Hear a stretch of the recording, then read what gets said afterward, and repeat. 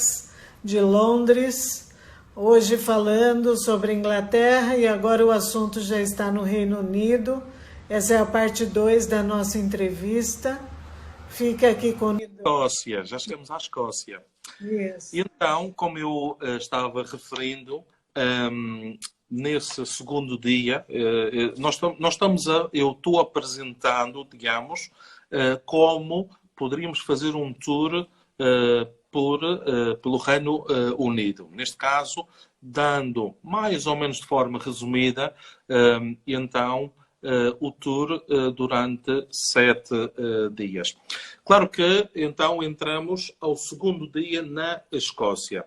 Temos uma nova bandeira. Deixamos a bandeira de São Jorge, que é branca, com a cruz vermelha. E entramos na bandeira de Santo André.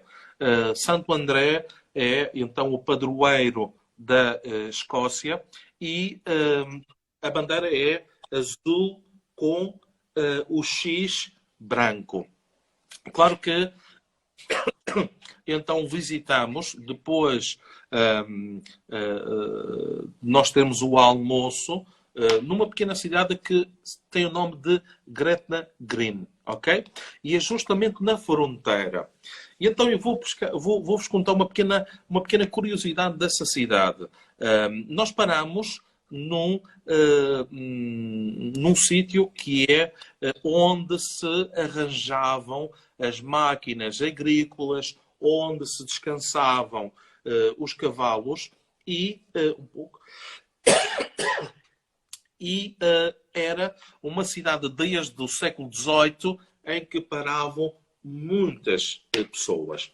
Isso porquê? Em Inglaterra, devido aí vai começar, quando eu digo Inglaterra, vai começar a história.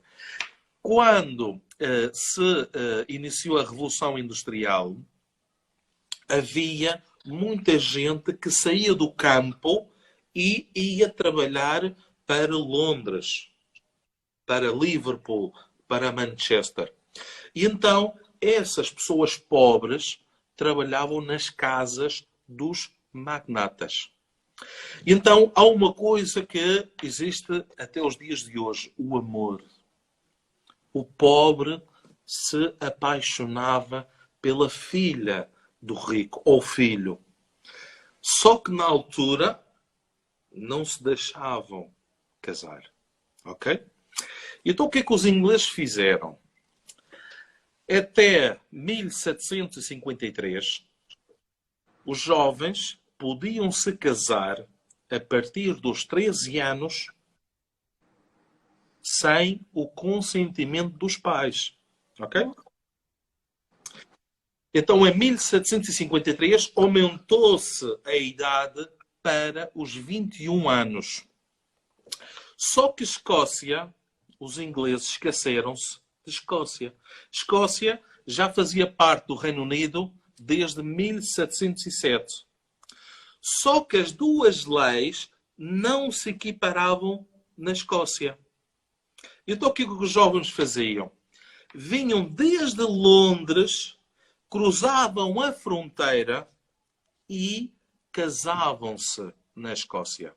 Os casamentos na Escócia eram chamados de matrimónios irregulares, em que só perante duas testemunhas oficializava-se o seu casamento, o seu matrimónio.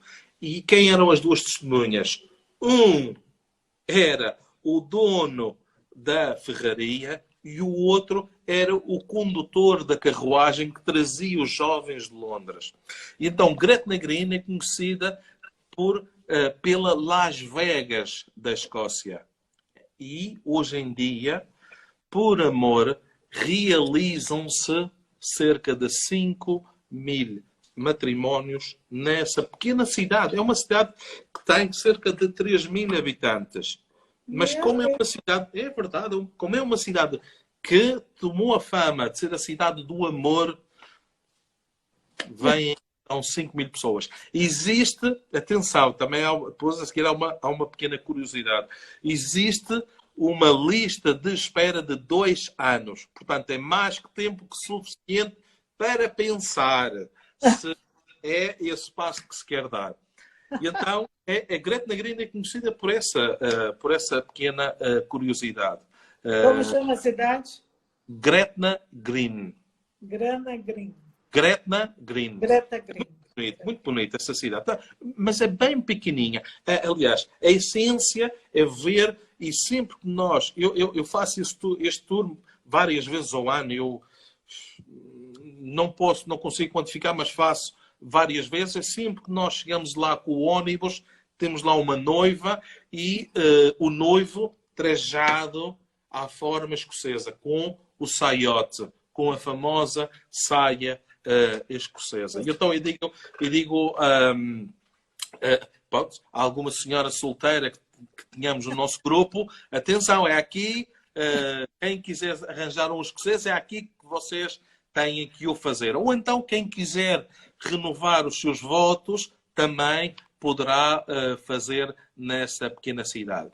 Nós paramos aí para um almoço, mais ou menos, ficamos lá 2 horitas, para que vocês possam começar então a ver, e saímos já sempre em direção ao norte,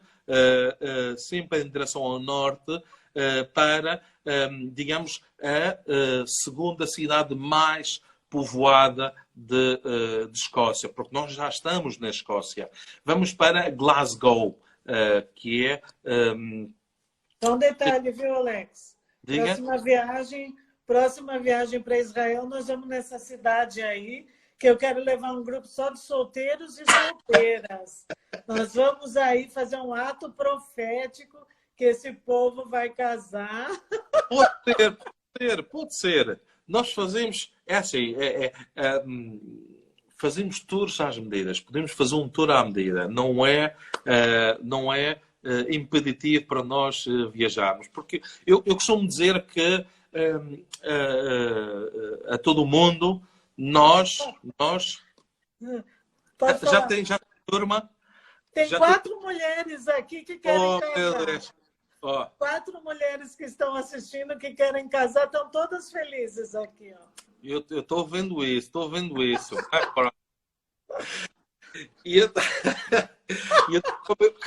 como eu estava a dizer, é assim, as viagens, os passeios, os tours, nós, como ser humano, nós somos o que vivemos, o que lemos e o que viajamos.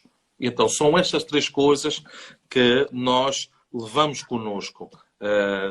Todo e qualquer credo, toda e qualquer religião, mas são estas 3 coisas que nós vivenciamos e levamos para tudo sempre.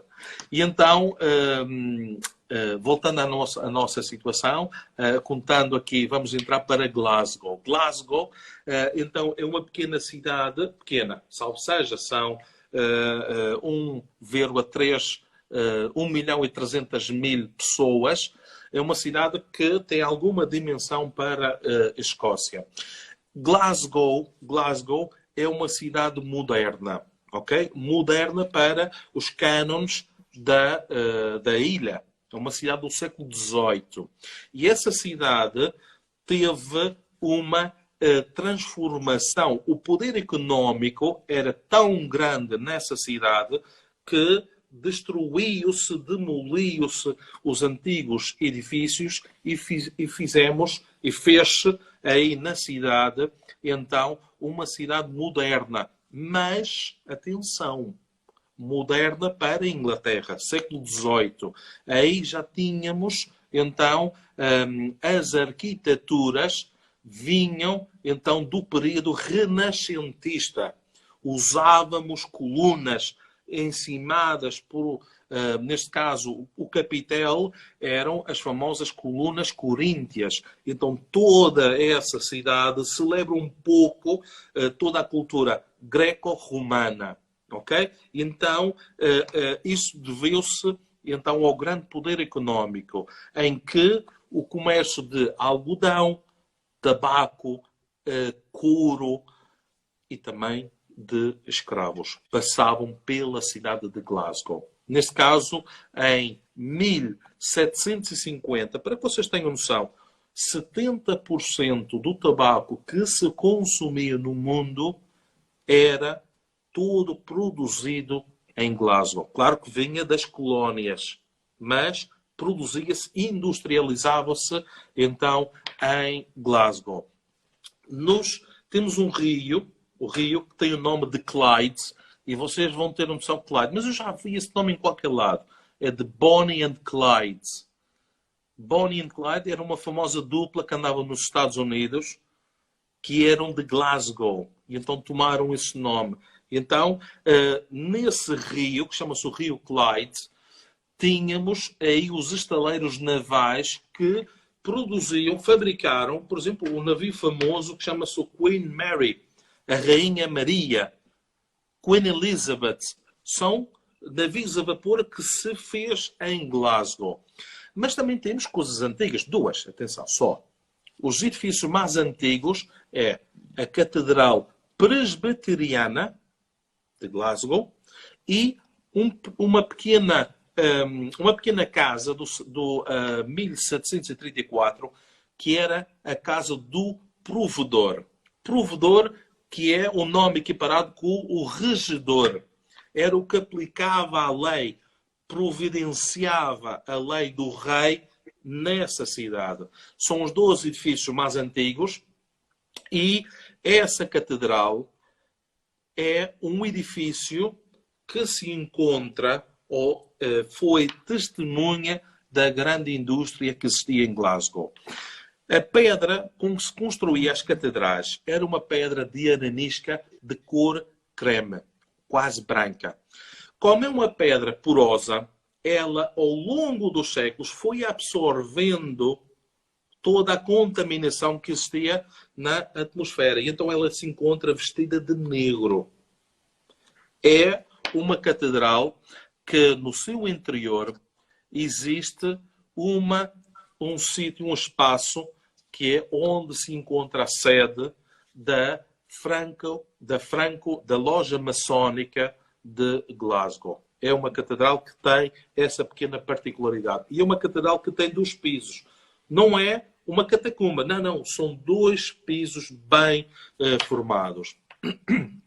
Claro que depois aí ficamos uma noite na cidade de Glasgow. Temos um imponente edifício da prefeitura que é marca bem então todo o poder económico que havia nessa cidade e é o nosso ponto de partida para irmos ou entrarmos nas terras altas. Porque Escócia, geograficamente, ela encontra-se dividida em 2 partes. Temos Lowlands, que chamamos de terras baixas, e Highlands, que são chamadas de terras altas.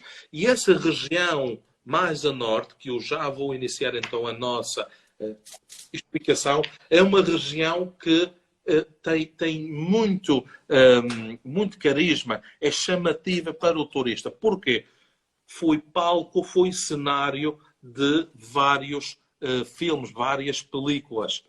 Harry Potter, por exemplo, aquela película em que o trenzinho vai na ponte e fica parado, é nas Highlands, nas terras altas.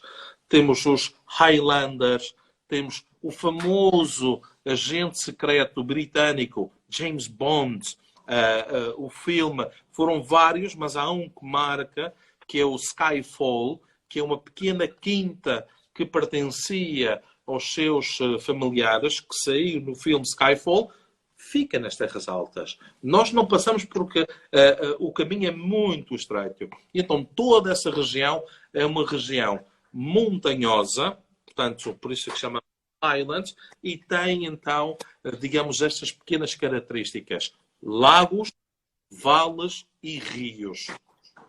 E cada um desses aí começa o início e o processo de também ajudar as pessoas. Nós temos Glen. Glen é a antiga língua dos celtas que viviam na Escócia, os escotos.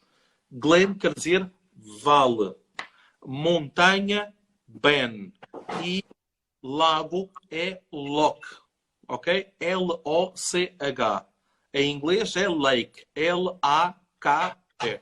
Mas em escocês é loch. Por exemplo, vamos visitar o famoso Loch Ness, onde tem um monstro, a famosa Do lago.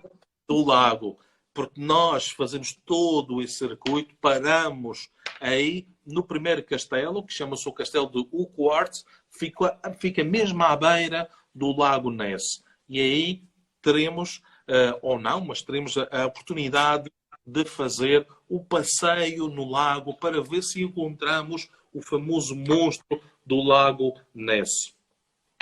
Já que estamos nessa região, vou-vos contar porque é que se criou a lenda do monstro Ness, do Loch Ness. Nós temos sempre, há sempre explicação para tudo. E aí, nesse aspecto, eu divido em três. Temos a explicação religiosa, a científica e a popular. Vamos começar pela popular. Nós como sabemos, creio que ou temos filhos ou sobrinhos, habitavam ao lago, em redor desse lago, uma população razoável. E então nós sabemos que toda a criancinha, quando está próximo da água, quer estar sempre na água, não é? Então as mães, como forma de retirar os filhos da água, dizem, olha, tem um monstro no lago. Sai, foge! E quando somos criancinha, nós acreditamos no pai, na mãe, no tio, na avó e saímos. Essa é a explicação popular. Temos a explicação científica. Vamos começar pela religiosa.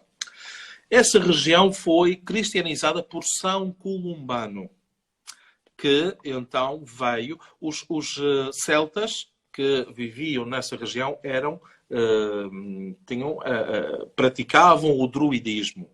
O druidismo não é bem uma religião, mas é um modo de vida em que vivem em comum acordo com a natureza. Eles adoravam e adoram o sol e a lua. Ok? E então é uma religião pagã. E então São Columbano, quando chegou a essa região, em Loch Ness, disse que ajudava a eles a expulsar o monstro do lago. E assim foi. São Columbano entrou no lago, chamou o monstro e o monstro veio até a superfície. E com o seu bastão deu-me na cabeça e disse, em nome de Deus, eu expulso você do lago. E assim, desde o século, neste caso século IX, que foi 890 e algo, o monstro deixou de aparecer. Claro que a religião, a parte científica, que é muito mais assertiva, sucinta, não consegue determinar ou não consegue dizer ou provar que existiu uma espécie que parou na evolução. Porque, de acordo com as descrições, o monstro era gigante, tinha um pescoço muito alto, mas eles não conseguiram provar que existiu alguém que parou, uma espécie que parou na evolução.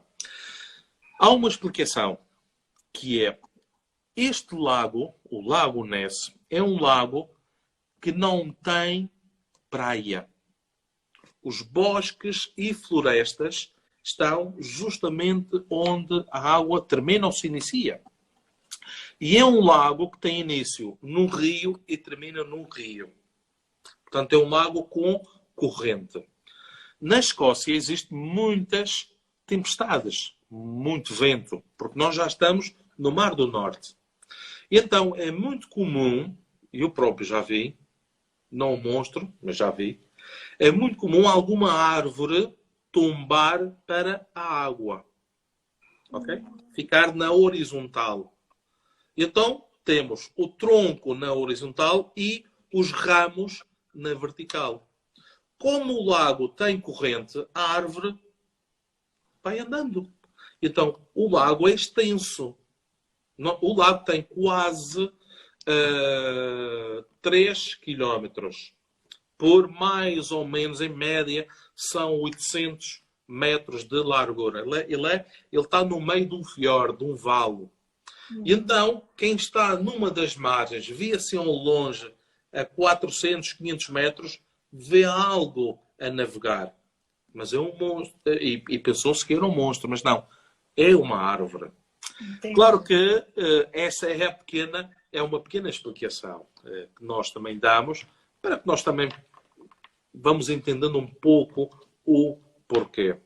E claro, é uma região muito linda, muito bonita, cheia de bosques, cheio do famoso pinheiro caledónio, que é um tipo de árvore que é um pinheiro, mas chamamos caledónio, e esse nome vem do primeiro povo, dos primeiros povos que viviam aí, que eram os valentes, os celtas. E Caledónio vem dos romanos, quer dizer, terra dos valentes, porque foi uma terra que os romanos nunca conseguiram conquistar. Subindo, então, vamos à próxima cidade, que se chama de Inverness.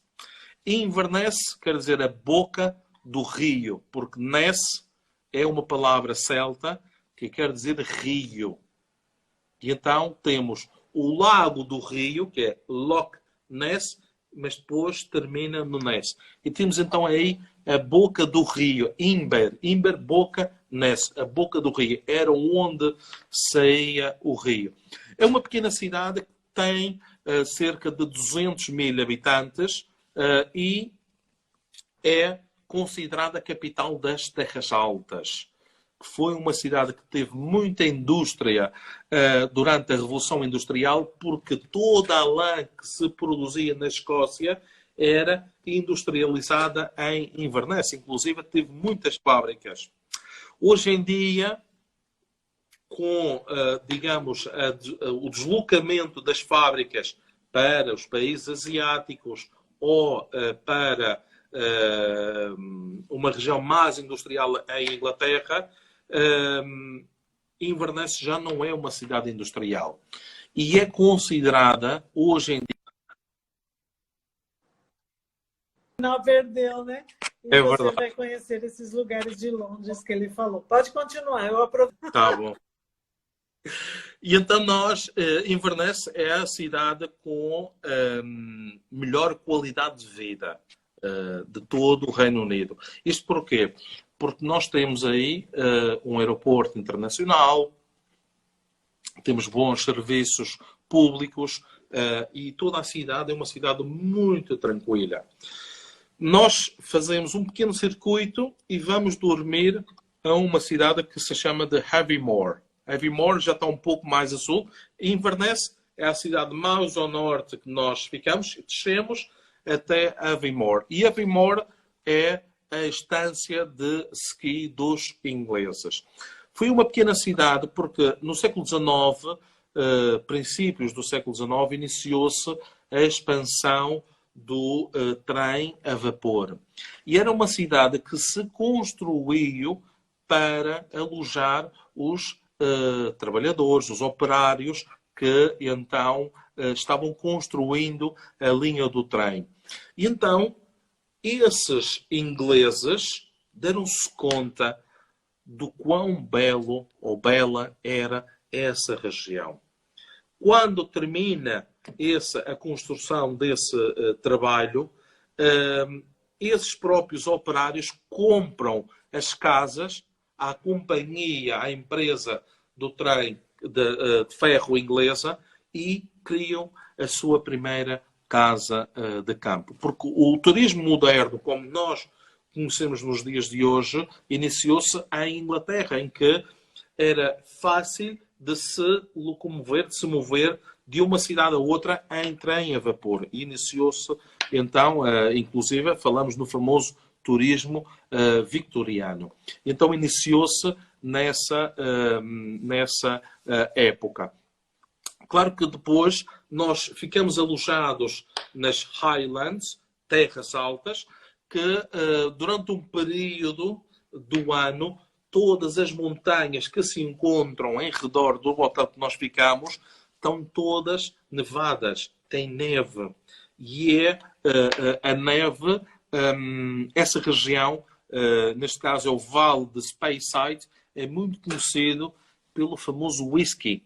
O whisky que no dia a seguir nós visitamos uma destilharia. Existem cerca de 230 destilharias na Escócia em que produz uma bebida que é, digamos, a bebida nacional da Escócia. Todo mundo pensa e sabe ou reconhece que o whisky é a bebida nacional da Escócia. E claro, nós estamos na Escócia, temos que visitar, ver o processo. E nós não visitamos um museu, não. Nós visitamos uma destilharia. E é super agradável visitar uma fábrica em que sentimos diferentes temperaturas, porque se faz destilhação, diferentes odores, porque se fermenta o grão de cevada e, claro, depois vamos visitar onde se adormece os barris que ficam a envelhecer o mínimo, portanto, existem regras. O whisky, para ser chamado de whisky, ele tem que ficar 3 anos num barril dentro de uma bodega, ok? Mas tem whiskies, eu já visitei muitas destilharias, há várias destilharias, mas aquela que fica neste roteiro, tem whiskies a dormir dentro de barris desde o ano de 1040. Ok? 1940 é o ano em que temos aí esse líquido digamos, a apurar o sabor e claro, o clima é essencial para a qualidade do whisky. Mas, claro, Alex, o nosso grupo não bebe. O nosso grupo não bebe, então a gente passa direto. É bom saber, né? Como cultura, é bom saber de onde vem o uísque, né? Mas não é uma área interessante. Atenção, não é para beber, é só para beber. O católico tem o hábito de beber, mas o protestante, pelo menos os do Brasil, não. Tá bom, não tem problema. E então, nesse dia, passando então pela destilharia, nós vamos até ao castelo mais imponente da Escócia. Vamos visitar o famoso castelo de Stirling. Ok? E você por mas Stirling, qual é a sua importância para a Escócia? Eu digo sempre que a indústria de Hollywood fez um grande favor à Escócia. E fez um grande favor quando se realizou a famosa película de William Wallace, Coração Valente, com Mel Gibson. E então, toda a história que conta de William Wallace gira em redor do castelo de Stirling. E então, quando chegamos a Stirling, nós damos conta dessa importante fortaleza que é o castelo. Eu tenho que referir aos clientes que os castelos em Inglaterra, Escócia, Gales, são castelos militares, ok? Não foram castelos de residência. Isto porquê? Porque são construções mais austeras, mais rústicas, ou digamos mais rudes, porque a sua primeira função era defender, não de alojar o rei, o conde ou outra pessoa importante. Tinham principalmente a função defensiva. Então, visitamos esse castelo onde nasceu Maria dos Estuardos, Mary of Scots. Também é uma rainha que teve uma grande importância para a Escócia e também na história da Inglaterra. Era prima de Isabel. E então havia sempre esse choque com a sua prima inglesa, que depois, quando Isabel morre, quem sobe ao trono inglês é o filho de Maria. Portanto, teve um rei católico a governar, então, Inglaterra. Por pouco tempo. Oi. Oi, Alex. Alex, Oi. uma viagem. E agora? Oi, voltou. Está melhor, está melhor. Prontos. Então, nesse dia chegamos a Edimburgo, capital da Escócia. Edimburgo é conhecida como a Acrópolis da Escócia, do Reino Unido, devido a muitos edifícios terem uma arquitetura grega. Portanto, cheio de colunas, templos, tal e qual como os templos que existiam na Grécia. E aí, em Edimburgo, ficamos 2 noites, portanto, um dia e meio, e temos imensas coisas para fazer. Temos, quem gosta de Harry Potter, pode visitar o café onde se escreveu o primeiro livro, J.K. Rowling. Podemos visitar o cemitério onde ela foi buscar os nomes para as personagens do filme. Temos o famoso castelo de Edimburgo, temos toda a famosa avenida dos Príncipes, temos as galerias de arte. Portanto, é uma cidade em que merece e vale a pena nós ficarmos, então, 2 noites. Claro que numa dessas noites temos como opção, quem quiser visitar, fazê-lo, temos o famoso jantar escocês, em que tem um show em que nós, nesse show, conhecemos toda a história, então, da Escócia, a música escocesa, porque nós vamos dando conta do som da música celta. E verificamos que ela é a base de muitas músicas no mundo. E, claro, nesse show, que inclui o jantar, com gastronomia escocesa, nós vamos dando conta, então, de todas esses pequenos detalhes que são, ou nós já tivemos conhecimento, mas ficamos então só com esses. Aí vamos à origem, perdão. Claro que depois começamos sempre em direção ao sul. E vamos parar numa cidade, uma pequena cidade na fronteira, que se chama Jedburgh, também para que vocês possam ver um pouco as ruínas de uma catedral católica, que é o exemplo, é a testemunha que foi, ao longo dos anos, dos séculos, perdão, existiam enfrentamentos, confrontos entre ingleses e escoceses, e a primeira coisa que se fazia quando se invadiam as cidades era queimar os templos. Saqueavam ouro, joias e pegavam fogo então aos templos. E aí temos um bom exemplo de uma catedral gótica, então, sem teto, só com as paredes intactas, em que depois foi abandonada e ficou até os dias de hoje. Passamos a fronteira e já chegamos então à primeira cidade de volta à Inglaterra. Durham. Pronunciamos Durham, mas escrevemos Durham. E essa cidade é conhecida como a cidade dos bispos.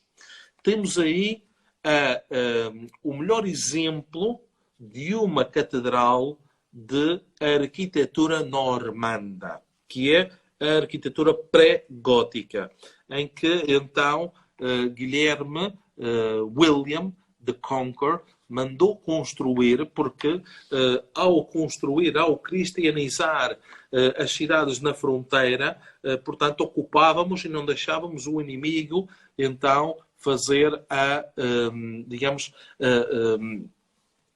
ocupar esse território. E então, William the Conqueror o que fez foi cristianizar toda a fronteira, que são cerca de 200 quilómetros, e construía um castelo e uma catedral.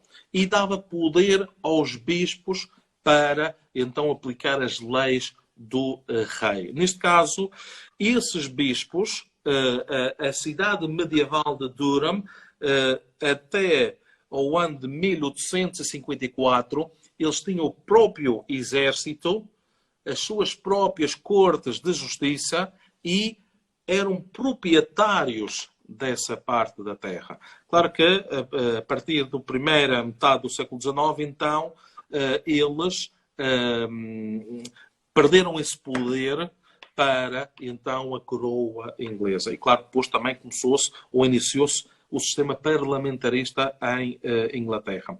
Aí também ficamos, é a cidade de almoço, ficamos 2, 3 horas passeando, caminhando por, então, essas pequenas ruas e descemos. Vamos até York. York é uma pequena cidade também, que tem o seu casco histórico, tem uma muralha, e é onde se encontra a maior catedral gótica do norte da Europa.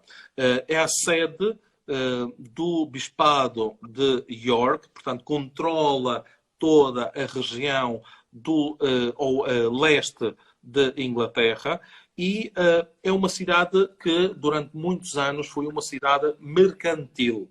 Porquê? Antigamente, não existiam ruas, não existiam estradas, não existiam vias rápidas. O que existiam eram canais de água. Então, eu digo sempre que na época medieval, os rios eram as autoestradas, eram por onde se transportavam, então, essas mercadorias. E York é capital do condado mais extenso de todo o Reino Unido. Inclusive, ele se encontra dividido em 3 partes e, devido a existirem muitos cursos de água, muitos rios, eles criaram, então, uma riqueza em termos de comércio de mercadorias. Quando nós temos uma cidade com muito poder económico, temos a tendência de criar grandes templos. E então, no século XIII, foi construída aí, então, essa catedral, que é um perfeito exemplo de uma catedral gótica, em que essa cidade, nós temos que dividir, então, York. Vou dividir York em 3 partes. Temos a parte dos romanos, fundou-se com o nome de Ebucarum, e inclusive Constantino, o imperador Constantino, consta que esteve aí em York. Inclusive, ao lado da catedral, temos uma coluna de uma antiga igreja romana, porque a catedral, no ano de 1879, começou a ter problemas com as paredes. Começaram-se a afundar. Então, fez-se obras com urgência, escavou-se todo o interior da catedral para consolidar os pilares, as colunas, e ao escavar descobriu-se uma antiga igreja romana. Então tirou-se várias colunas e pôs uma delas ao lado dessa catedral, e temos também uma estátua de Constantino ao lado dessa catedral. Então, Ebucarum foi o primeiro nome da cidade de York, mas depois os romanos abandonaram a ilha de Inglaterra. Então vieram os vikings, que deram um segundo nome, Jorvik, que depois, com o desenvolvimento da língua inglesa, passou-se a chamar de York. E claro, temos aí uma cidade muito linda também, com o seu casco histórico. Temos cerca de 3/4 da muralha original.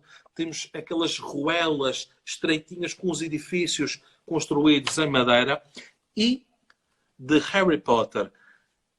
No primeiro filme de Harry Potter, quando ele vai comprar a varinha mágica, filmou-se numa das ruas de York. E eu levo normalmente os clientes aí, e é tal e qual. Todos aqueles edifícios do século XV, ruas estreitas, que era onde se situava o antigo mercado. A rua está em York, mas a lojinha está no Porto. É uma livraria que se encontra no Porto. Claro que aí temos, então, a bonita cidade de York, muito poder económico.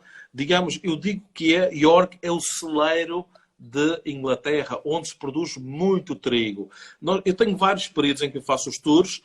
Em julho, agosto, tenho os campos com a cor do ouro, o trigo já maduro para se fazer a colheita.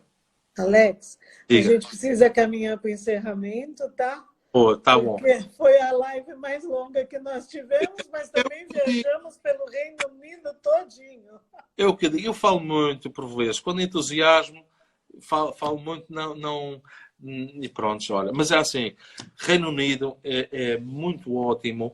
Vocês, quando tiver algum tempinho, visitem. Temos cidades muito bonitas, bem, digamos, bem conservadas, com todo aquele caráter que, como eu vos estive a dizer ao longo do nosso live, e vale a pena. Não contamos, e vejam que eu não contei com Irlanda, porque nós também adicionamos Irlanda. Toda essa parte também é muito histórica, tem pequenas curiosidades. Portanto, há muita coisa para falar. Por isso é que o tour são 7 dias. O Reino Unido, ele é muito rico de paisagens, né? Eu já viajei por lá, por algumas cidades do interior. Eu fiz um curso em Ramsgate, você deve conhecer. Fiquei um mês lá e durante a época que eu fiquei lá, eu conheci algumas cidades próximas, inclusive a cidade de William Shakespeare. Foi muito bom. Stratford-upon-Avon. E foi uma época muito boa. As cidades todas são lindas, com características próprias, né? Cada uma tem sua peculiaridade, né? Claro. Então, Alex, você é privilegiado de conhecê-las, né? E sempre voltar nelas, né? Que bom. Mas também o meu privilégio é levar vocês a passear. Isso é também. Com certeza. Vamos ver se numa próxima viagem a gente dá uma esticadinha, consegue viajar, conhecer um pouco mais dessas cidades, né? Mas você que está assistindo a nossa live, se você quiser fazer um tour pelo Reino Unido, nós temos saídas semanais nesse roteiro, inclusive, que o Alex apresentou aqui para nós, né? Nós temos contato com as empresas de Londres que fazem esse roteiro. Então, você nos contate que nós vamos encaixar você num desses roteiros. Se você, dependendo de quantos dias você tem disponível, nós vamos fazê-lo conhecer o máximo que você puder, tá bom? Alex é o nosso representante em Londres.